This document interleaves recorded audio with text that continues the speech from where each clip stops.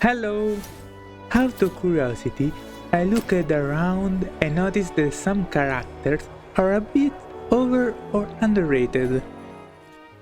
First, it should be noted that, being very similar to Warframe, almost all characters will have the same utility, so just a few will be better or worse than others, at least initially. Second, the variety of builds that Demon Wedges offer could completely change a character's rating, especially until people reach the end game. With that in mind, as an old Warframe player, I like to share my insights into how certain characters were perceived. Let's start with the one I currently have.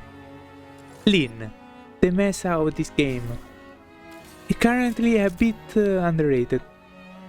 She doesn't have the instant damage or Rebecca, for example, but I can assure you she undisputed with no modes and maps with a lot of enemies in waves. You literally don't have to move, except to collect drops. In the endgame, you will have many options to boost her damage and reduce her drain to almost zero. So just stand in a spot where all enemies are visible and GG. Lady Nifo. I noticed a divisive opinion when talking about her E0 version, but her damage multiplier are the highest in the game, among the best for one-shotting everything. She is not too far from Rebecca's level. Also, don't underestimate her debuff and the ability to group enemies, especially at high levels.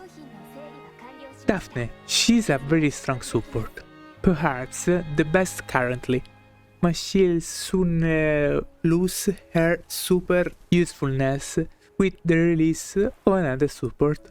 In endgame, her healing is good. She's a great support for animo DPS. However, the 40 crit bonus is less than it seems. Like with the weapon, it's a percentage of the base crit. So, if you have, for example, 20%, she'll give you a plus 8%. Now, let's move on the characters I don't currently own, but I want to evaluate from a Warframe perspective. Hellfire. She has a HP scaling. She have a good damage, nearly immortal, and taunts enemies for the toughest stages. She definitely underrated. Probably she will be re-evaluated in the future. Tabeth or Tabethi, the android of this game. She definitely underrated.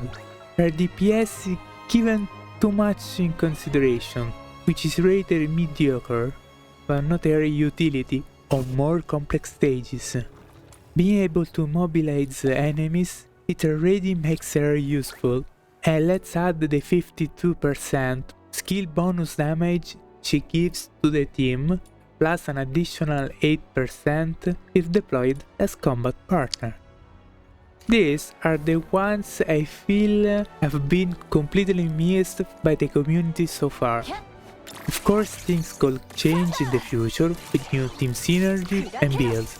We'll just have to find out. Who you think is underrated or overrated? Let me know in the comments. Ciao!